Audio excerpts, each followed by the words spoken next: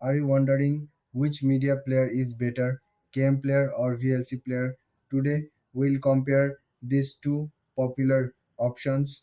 Both KMPlayer and VLC Player are designed to play a wide range of video and audio formats. They are both free and offer great features for users who love multimedia. But how do they stack up against each other?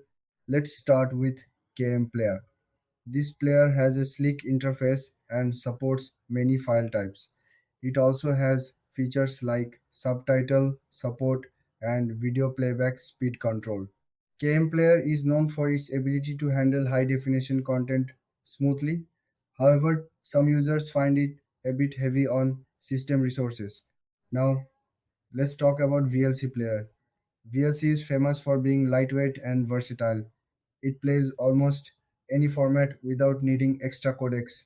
VLC also has a simple interface, making it easy for anyone to use. Plus, it has great streaming capabilities and works on many devices, including smartphones. When we look at the key differences, KMPlayer has a more modern look, while VLC is straightforward and functional. KMPlayer may consume more resources, but it offers more customization options.